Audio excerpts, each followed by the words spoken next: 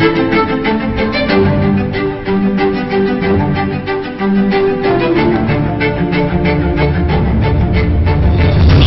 governance.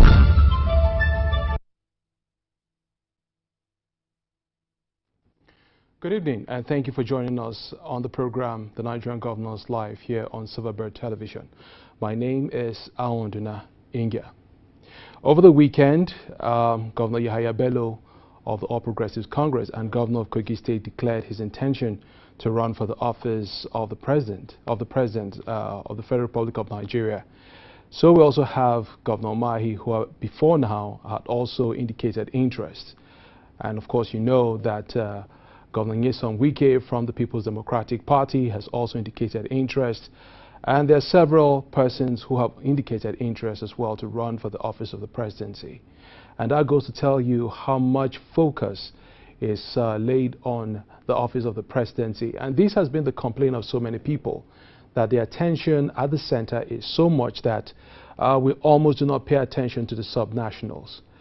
As it is right now, we're a few months away to the general elections, which will be coming up next year.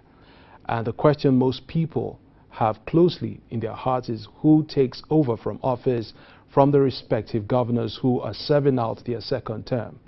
And that's the reason why on the show today, we are going to be looking at setting the agenda for governorship aspirants. Now, you know for a fact that there have been a lot of issues as far as the subnationals are concerned, particularly when you consider the issues of security and what have you. Just last week, we also had an incident in Kaduna on the Abuja-Kaduna rail line where lives were lost, and there has been a lot of back and forth on how many people died. Some persons do not want to talk to the press out of fear and all of that. And to make matters worse, or to make matters even more confusing, the Kaduna State Governor, Governor Malam Nasir El-Rufai, was a judge that has said that he would hire mercenaries to handle the security situation. So much to talk about and to unpack on this edition of the program. My guest is in the studio, and as soon as we come back, I'll introduce my guest and we'll go right into the conversation. Thank you for staying with us. Oh, thank you for joining us, rather. We'll be back after this break.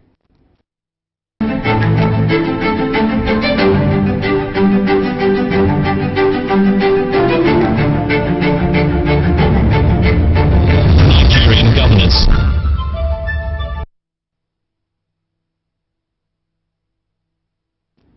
Welcome back. The program is the Nigerian Governors Live, and if you're just joining us, you've not missed much. But I can assure you that today's conversation is going to be a fiery one, because not necessarily because of the topic is part of it, but because of my guest. My guest is one person who a governor of a particular state came after, sued to court, and had series of cases with the governor, but at the end of the day she emerged victorious. She has seen the good, the bad, the ugly of what governance is in Nigeria, and she has been an advocate for that as well, pushing and talking about good governance. My guest is no other person but Gloria Balasin, who is also a legal practitioner and a human rights activist as well. Gloria Balasin, thank you so much for coming through. I must say this one was a very lucky one for me, I must say. You know, when we're having that conversation about the book launch coming up next on Thursday, for some reason I just sensed that you were in town. I thought to myself, I'll take advantage of this one. So you're most welcome. Thank you, and it's good to be here. All right. Yeah. So let's get right into it, because this is a subject that has been very close to my heart, particularly when you look at the fact, if you move across Nigeria, the length and breadth of Nigeria, and when people talk about governance, what comes to mind is the presidency. It is so bad that during the elections, we see lots of people come out to vote during elections, particularly when it comes to the office of the governor, the president. But the moment it comes a week after or 2 weeks after, when we all have to go out and vote for the office of the governor, we notice a high level of voter apathy. You know, so is 2023 going to be any different from looking at, yes, we have the Osun and the Ekiti elections coming up, but what's the feeling you're getting? Well, I'm hoping that that the trajectory of what we've been through as a country and as a nation, if there is still one, would cause that things will be different, that citizens will realize how bad things are and the need also to salvage the situation. Unfortunately, I don't see a lot of work from the INEC tangent trying to teach citizens about why it's even necessary that, citizens get out and take hold of their country. And that's really part of essential work of INEC. Should that be their responsibility? Yes, We've there's actually a INEC vote. There's actually monies voted for that, the issue of the need to educate citizens. But that's something that has not really come up so strongly, and it's something that INEC needs to reach out but for. INEC has often said that that should be the responsibility of political parties to, educate their members and the general public, because I'm thinking that generally the political parties are there to woo people to vote for them. So why should INEC be the ones that handle that responsibility? It's not necessarily about who to vote, but what to vote. And I think that INEC cannot play the ostrich. It cannot value the process more than the outcome. What's the outcome? INEC doesn't, and all of those who work in INEC, they don't have a different country from the country that we have. And if they want to be honest, they see what has happened. They've also seen what even happened in Imo State. Of course, it's out on the street how that, the judgment was overturned at the Supreme Court, and how the people of Imo do not feel a sense of belonging because that's not who they voted for. Now, it doesn't really matter what the courts say about it, but the truth is what it is. And this is why INEC needs to take ownership, because if they don't walk through the process from the point of who are the political parties even bringing up to the table and the options that are available to the people, then you continue to have this kind of upheavals that you have, and then the recycling of people, and then, taking it to the Supreme Court where things could go one way or the other. So it's a whole process, and I think that INEC needs to step up its game, the game of its independence, because that's something also that is still up for conversation and debate. But more importantly, we need to see that INEC is fully invested in why it exists. Okay, so but here's a bigger question right now. We're gradually, in fact, from the last calculation I saw, this administration has less than about 400 days in office or thereabout. And here we are. The conversation is all about the center. Everybody's talking about who is going to replace President Muhammadu Buhari, either from the APC. Some are talking of taking power. Some are talking of replacing. Some are saying the president has built a good foundation and they will continue from there. And little attention is being paid to the subnationals, the state governments.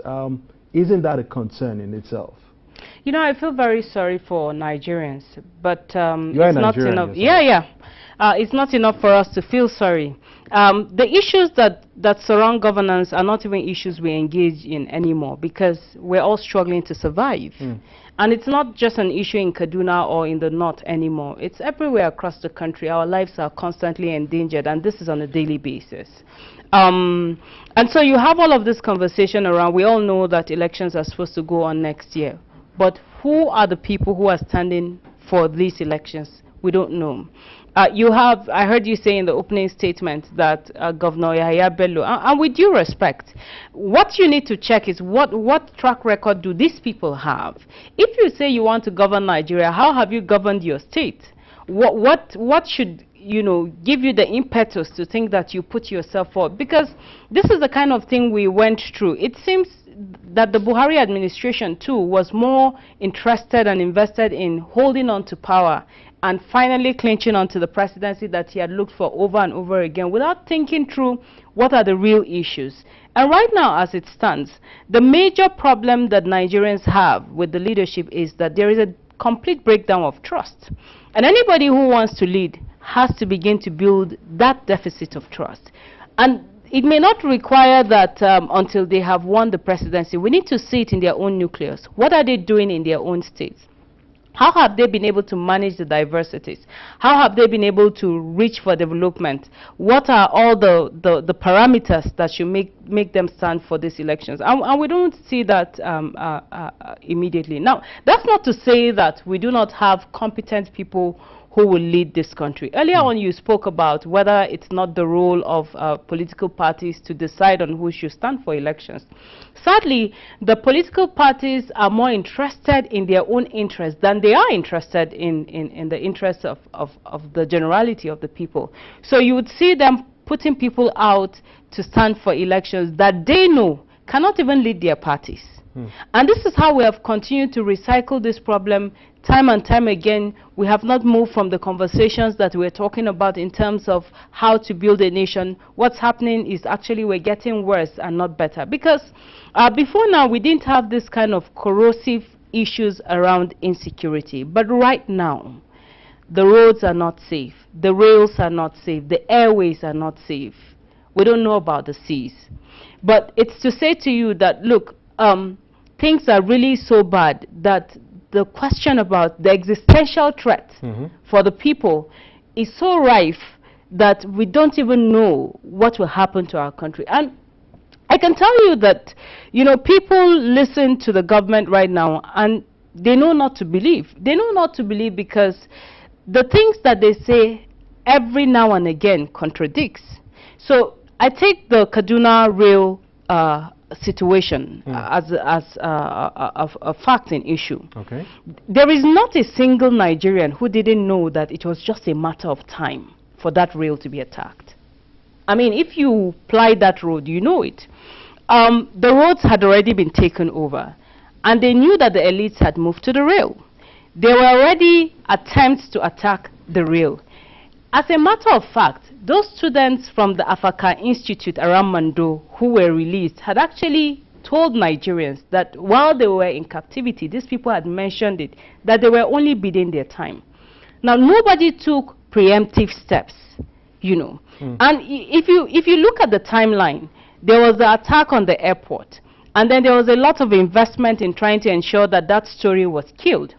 Then the attack on the rail. Now, before now, you recall that there was a time that the Minister of Transport himself had plied that road, and there was that attack, and then there was one of his men who died, who was said to have died from electric shock. All of these things, there can be all of this denial, but it's always a matter of time for this to all come together, and then there will be nothing else to deny. So the issues have happened. The train has been attacked. How many of our citizens were in that train? Okay, nobody knows. It's a good thing that you brought this up, because I know that in this administration, the President Buhari administration, there has been this constant call, and more than ever before, we have never seen governors of a particular region bonding, irrespective of whatever political party is bonding to bring up, to talk about issues that affect them. It was the head of farmers clashes, the ban on cattle rearing, open grazing and what have you. And we also had the issue of state policing coming up as well, which was has been a major conversation across board. I'm talking about all state governors. Do you think that this is something that the government, or should I say, the next crop of governors who will be coming on, is this something they should try to explore, given the fact that over the weekend, the governor of Kaduna State mentioned that he just might hire mercenaries to come handle the fight against terrorists? You know, should this be also an agenda on the fore for those coming in who are vying for elections, for governorship elections? Let's give some credit where credit is due. The southern governors have done a lot, especially around security. You would recall that they had this massive meeting, and the only person who was absent was the Imo State governor then. And they had reached a decision on what to do about security. Because again, they were hoping that at the center there will be, since this is something in the exclusive legislative list, the issue of security, that, you know, that will be taken seriously. But that was not done. You know, it would be funny if it weren't so corrosive, how they joke with the sensibilities of Nigerians. But you remember that at the 70th birthday of Alhaji Abubakar Kawu Baraje, he told us how we came about this insecurity. He mentioned that, in fact, it was the party who brought these people in, you know, in order for them to hijack power. This is something that is out in the public domain. Anybody who clicks on it will find it.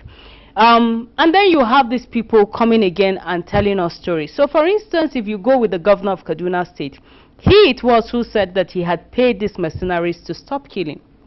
So where are all of these people coming from? Headsmen, headers. Well, those are the people, to be more specific. To be more specific, he called them herders. Now, there is even the politics of the name of these people. And it's not accidental. It is that the continuous metamorphosis of calling them one thing or the other to confuse people to know what to treat them is central to law. For instance, if you declare that these people are terrorists, like the Federal High Court recently did, then you will now be able to put in motion the international laws to deal with them as terrorists. But you know, there has been a lot of pressure to even declare them as terrorists right before now. But the constant calling them bandits is problematic. In other places, they call it herder-farmer conflict. And my argument had always been that you cannot have a set of people who will sleep at night and another set of people come to kill them, and then you call it a clash. It's not a clash. There is nothing between the farmers and the herders. There are just a set of people, criminals, who are attacking communities. But it was interesting to put that out as a divisive form, so you can form an us against them with the citizens. Right now that the heat is being felt in Zamfara, as it is felt in Osun, as it is felt in Oyo, as it is felt in Kaduna, there is now a need for citizens to rally around and say, we are all victims. How do we treat this? But again, even as much as citizens are trying to rally around, you have all the political underdogs who are trying to shoot down the credibility of the experiences of people. Take, for instance, the Dr. Chinelo experience. Somebody tweets and says, please pray for me, I have been shot. And then you have all of those media trolls. You know, have you died now? Have you? It's the most insensitive thing that could happen. But you see also, it's metaphorical about where they want to lead our country to. A country that is completely divorced from being human. A country that would move into enclaves rather than think about how we are all affected. Because again, the conversations, because of the divisive manner in which they have tried to throw citizens, when something is happening in Zamfara, it becomes a Zamfara problem. When it is happening in Imo, it becomes an Imo problem. So you don't even have a rallying.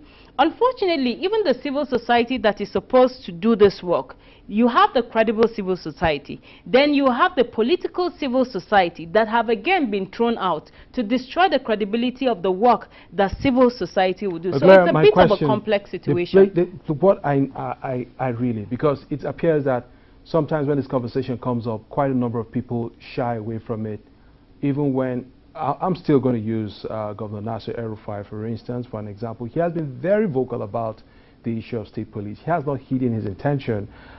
If given the opportunity, that will be an establishment that will happen.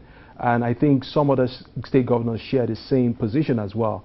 Would you support the idea of the state police? Would you consider that as an agenda for somebody vying for the office of the governor in Nigeria, in any state at all, to push? Should that be an agenda that Nigerians should demand, or the governor should push? A state police in the control of someone like Governor Nasir El-Rufai is going to be a total disaster. And I can explain to you.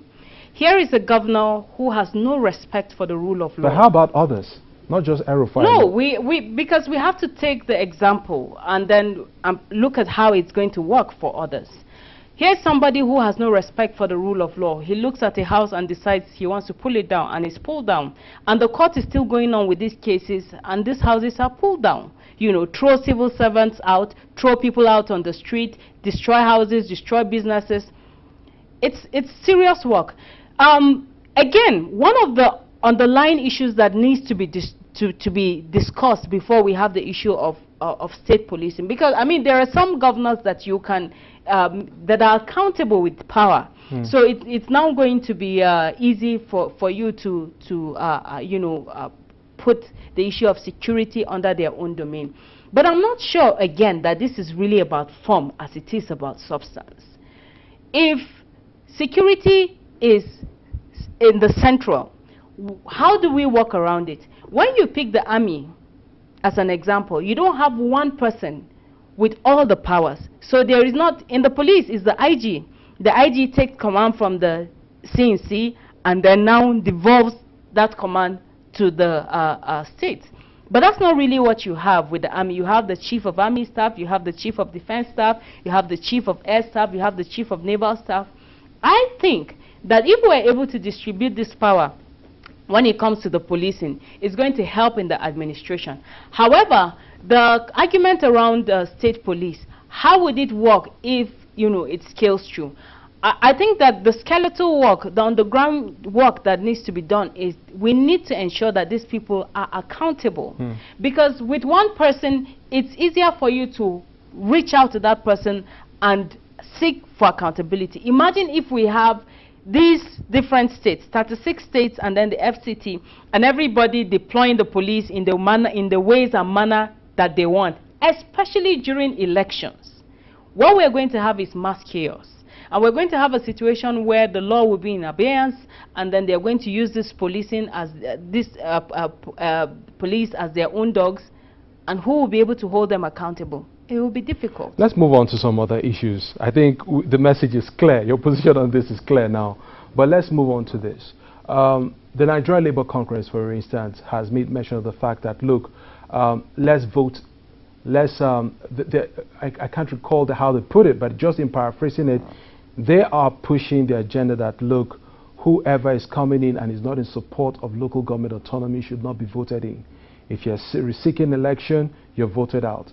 And that should be a major issue. And here I am also thinking that I know for a fact that this administration had made efforts to ensure that there is some sort of local government autonomy, which of course has suffered. Our local governments have suffered tremendously over the years. It appears as though all state governors have completely usurped the power of the local government. So how do we start putting this issue forward? You know, because one may think that, look, if we have our local government in place and effectively running, perhaps this will, to a large extent, give us more effective governance even at state level or at the subnationals, as the case may be. So how do we get around making this an issue or for an agenda moving in 2023? So it's ironic that most governors keep asking for more power from the central, but they don't want to devolve that power to the local government. And the local government is the tier of government that is closest to the people, which means that they're able to understand the dynamics of their various local governments and also trickle down that power perhaps to the traditional rulers and on, and then we're able to deal with the issues. I think that now more than ever, the conversation around local government autonomy needs to be put in positive light. Not just in positive light, but implemented. Okay. Because you cannot have those people occupying power, occupying offices that are empty. So they get all of this money, and then they remit to the state governors, and then they can do nothing to their own constituents. That doesn't make for the democracy that we're talking about. Because, you know, democracy is all about devolution of power.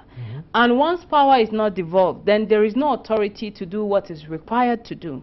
And this is why we continue to have all of these complexities around who should be responsible for what.